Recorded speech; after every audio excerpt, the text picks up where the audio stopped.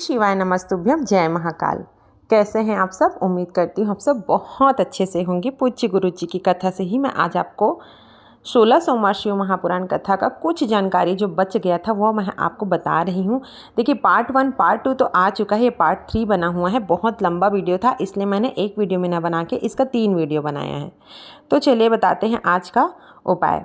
देखिए, पूज्य गुरु जी ने बताया था कि जैसे 16 सोमवार का प्रसाद, आप तो प्रसाद बनाते ही हैं, तो प्रसाद का हमको 3 हिस्सा करना है।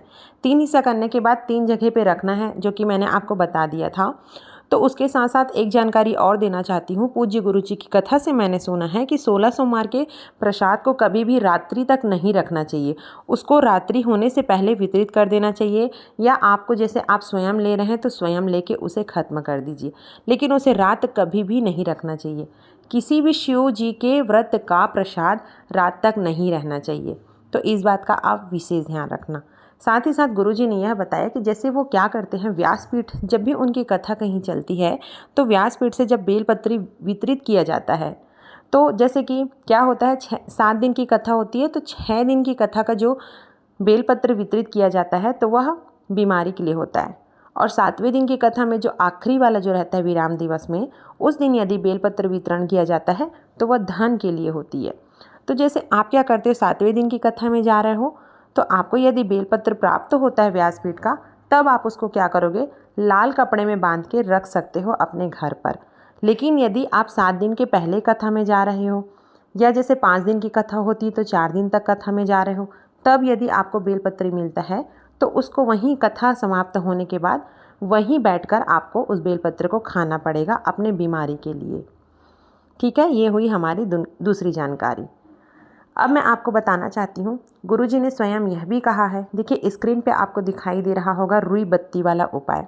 हम जब भी व्रत रहते हैं तो क्या करते हैं, जैसे पशुपति व्रत हो गया, 16 सोमवार का व्रत हो गया, तो हम क्या करते हैं, जैसे हम दीपक तो जलाते ही हैं, तो दीपक में जो रुई का प्रयोग होता है, बत्ती का प्रयोग होता है, उसे स्वयं हमें अपने हाथ से बनाना चाहिए।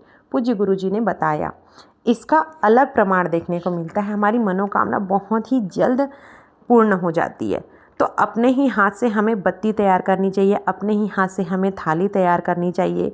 मार्केट वाली बत्ती का प्रयोग बिल्कुल भी नहीं करना है, अपने हाथ से ही बना के करना है। इसका फल ज़रूर मिलता है। प्रसाद भी स्वयं अपने घर पे ही बनाना चाहिए और दूसरों से नहीं बनवाना है। आप कोई भी व्रत रहते हो ना, तो आप अपना काम स्वयं किया कीजिए। तो मैंने आपको यहाँ पर 3 जानकारी बता दी है। देखिए, पीपल के पत्ते का एक नया उपाय बताया कथा के दौरान गुरुजी ने। वह उपाय उसके लिए है जैसे किसी व्यक्ति को बहुत ही ज़्यादा दमा हो चुका है। क्या हो गया है? दमा। फेफड़ों से संबंधित बीमारियां बढ़ चुकी है, फेफड़ा कमज़ोर हो चुका है, कितना भी इलाज करा लिए उसको फ़र्क नहीं पड़ रहा है। तो आपको क्या करना है, आपको लेना है केवल एक पीपल का पत्ता। पीपल का पत्ता का जो अग्रभाग होता है उसको आपको लेके चले जाना है शिव जी के मंदिर। जैसे कि आप सभी को मालूम होगा कि शिव जी का पूरा परिवार शिवलिंग पर ही स्थापित होता है।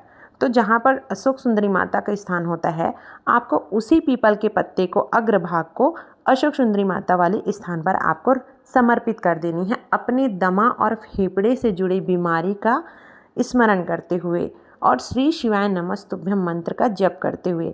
आप लगातार यह उपाय करते हैं ना, तो देखना आपका जो भी दमे से संबंधित बीमारी है, जो बहुत पुरानी से पुरानी दमा है, वह भी ठीक होना प्रारंभ हो जाएगी।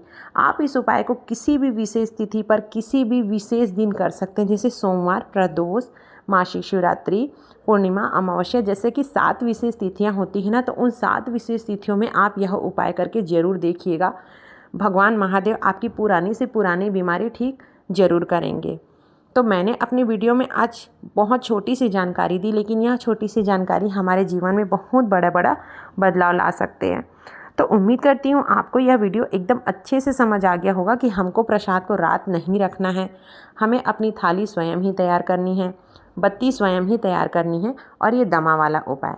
चलिए ठीक है, यदि आप मेरे चैनल से अचानक से आए हैं तो प्लीज़ मेरे चैनल को सब्सक्राइब कीजिए, ज़्यादा से ज़्यादा लाइक कीजिए, शेयर कीजिए। श्री शिवाय नमस्तुभ्यम, जय महाकाल।